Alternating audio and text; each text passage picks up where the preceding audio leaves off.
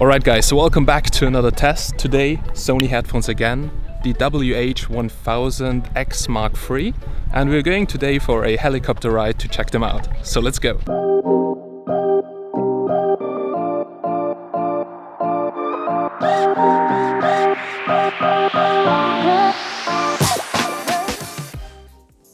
For the last few years, Sony has been rivaling with Bose to create the ultimate noise-cancelling headphones. With the WH-1000XM3, they finally managed to create the best noise-cancelling headphones on the market.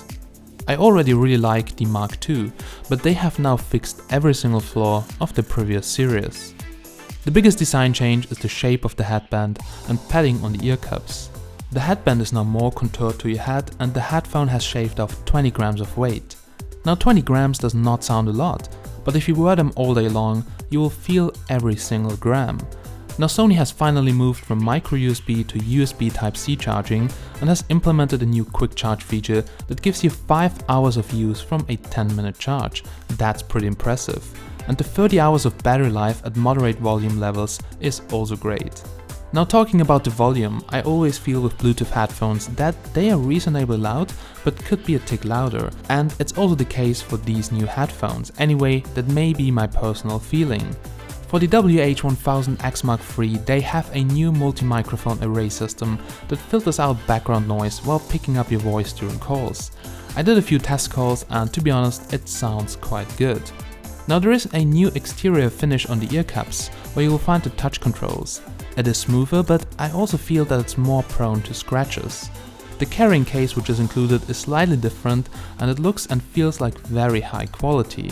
It reserves a spot for a short USB-C cable as well as the included headphone cable, and yes, you can also use the headphones as wired headphones. Now Sony has also updated the chips inside of the headphone, upgrading the noise cancellation and sound processing. Sony says its new HD noise cancelling processor QN1 offers 4 times the performance of its predecessor and works not only for noise cancellation but also realizes stunning high sound quality with 32-bit audio signal processing and the combination of DAC with an amplifier functionality.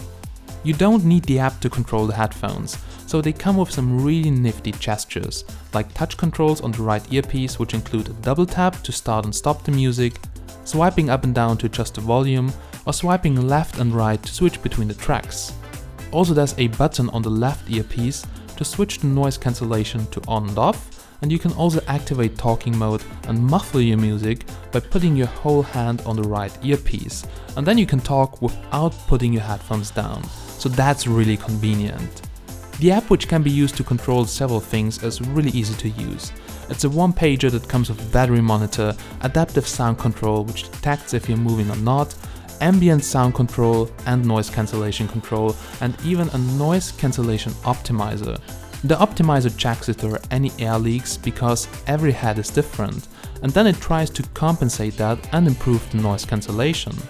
It also automatically adjusts the noise cancellation depending on the air pressure, which can make a huge difference if you're for instance in a plane.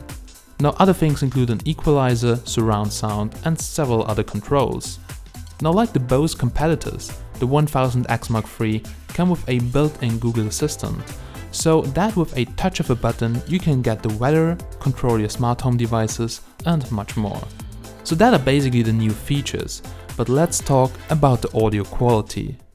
Alright guys, so now here at the end of this video, and I quickly want to give you my personal opinion and feedback on the new Sony headphones and tell you a little bit about that amazing helicopter ride. So while I'm not the most audiophile person in the world, so if you give me a bunch of high-end headsets, I may be able to spot a tiny difference in audio quality and will say that has more bass, that has less bass, but that's it.